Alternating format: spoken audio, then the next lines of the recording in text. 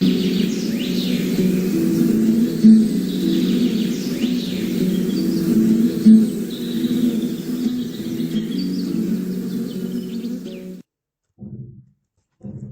इस वीडियो में हम लोग IBPS एसओ राजभाषा अधिकारी की मुख्य परीक्षा के लिए जो पिछले वर्षों में शब्दावली से प्रश्न पूछे गए हैं उन प्रश्नों को देखेंगे। और ये जो शब्दावली से प्रश्न है उसकी एक सीरीज चलेगी जिसमें से हम 3-4 साल के जो प्रश्न है शब्दावली के उसको कवर करने की कोशिश करेंगे, जिससे आप लोगों को आपकी परीक्षा के लिए किस प्रकार से शब्दावली की तैयारी करना है उसको आप लोग समझ सके। तो यहाँ पर देखते हैं कि सबसे पहले यहाँ पर कौन सा प्रश्न है और उसमें क्या पूछा गया। पहला प्रश्न है कि यहाँ पर तुष्टीकरण का पर्याय कौन सा शब्द है उसको पूछा गया है। तो इस प्रकार से प्रश्न दे दिए जाते हैं कि निम्नलिखित शब्दों में से तुष्टीकरण का पर्याय है। विकल्प है अपीजमेंट, एप्रोप्रिएट, अप्रूवल और अपेंडिक्स, या पांचवा विकल्प है इनमें से कोई नहीं।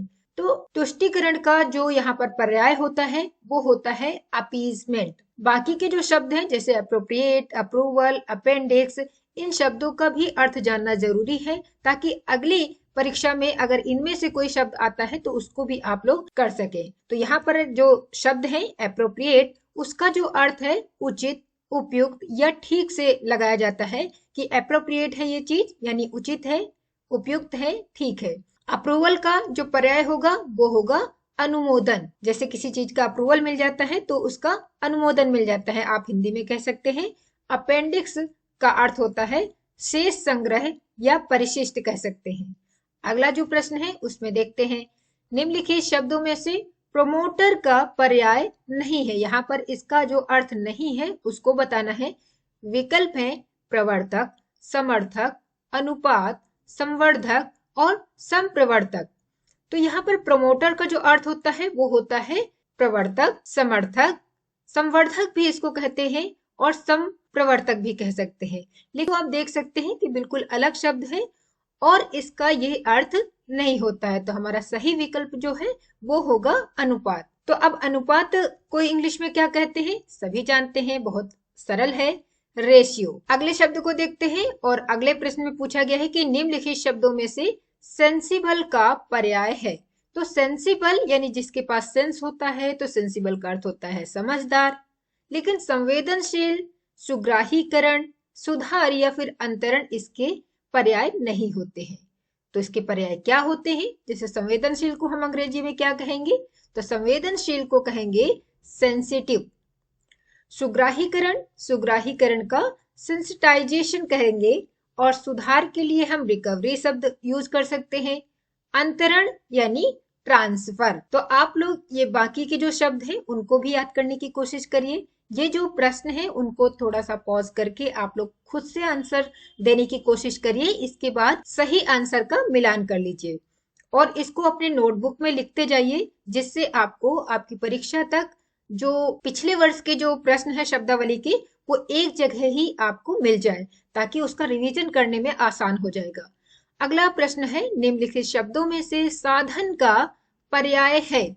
साधन यानी कोई मीन्स, डिवाइस, कोई इंस्ट्रूमेंट, इस तरीके से कह सकते हैं। तो यहाँ पर जो विकल्प है वो है device, dislocate, dismiss, disorder, harmonious. तो साधन का जो अर्थ या पर्याय होता है वो होता है पहला विकल्प डिवाइस। इसके बाद बाकी के जो शब्द हैं जैसे डिसलोकेट है, तो डिसलोकेट का मतलब किसी चीज को उस लोकेशन से हटा देना, डिसलोकेट कर देना यानी विस्थापित करना या फिर उसको सरकाना। डिसमिस का अर्थ होता है खारिज करना या कह सकते हैं कि पद से हटाना। डिसऑर्डर यानी उपद्रव या फिर अव्यवस्था से लगाया जा सकता है। हारमोनियस का पर्याय होता है सुसंगत या सामंजस्यपूर्ण। अगला प्रश्न जो है, निम्नलिखित शब्दों में से रिफाइंड का पर्याय है। रिफाइंड का अर्थ होता है परिशुद्ध, जबकि जो सुधार है उसका अर्थ होता है करेक्शन या फिर इम्प्रूवमेंट कह सकते हैं, या इसके लिए भी आप रिकवरी शब्द का यूज कर सकते हैं। अगला शब्द है जलपान। तो जलपान को कहते हैं रिफ्रेशमेंट। सुधारात्मक यानी रिफॉर्मेटिव, रिफॉर्म मतलब सुधार और सुधारात्मक रिफॉर्मेटिव।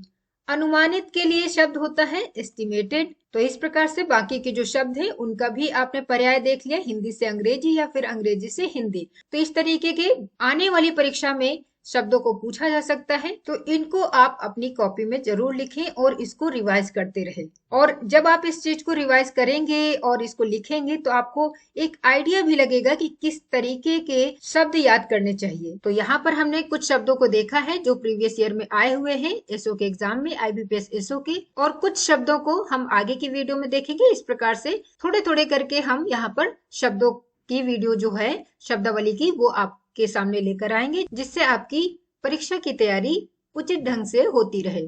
आईबीपीएस एसओ राजभाषा का ऑनलाइन कोर्स जो है उसका नया बैच जो है वो 31 अक्टूबर से शुरू हो चुका है।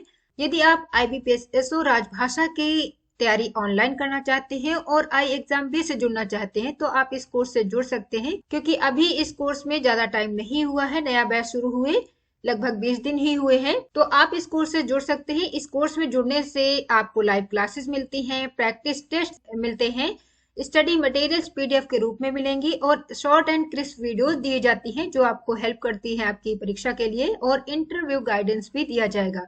और आपकी जो मुख्य परीक्षा है वो जनवरी लास्ट में है आईबीपीएस एसओ की, तो अभी भी आपके पास टाइम है, इसलिए आप इस बैच से जुड़ सकते हैं। आईबीपीएस एसओ राजभाषा में पिछले वर्ष कितने बच्चों का सिलेक्शन हुआ है आई एग्जाम बी के द्वारा आप यहाँ पर देख सकते हैं।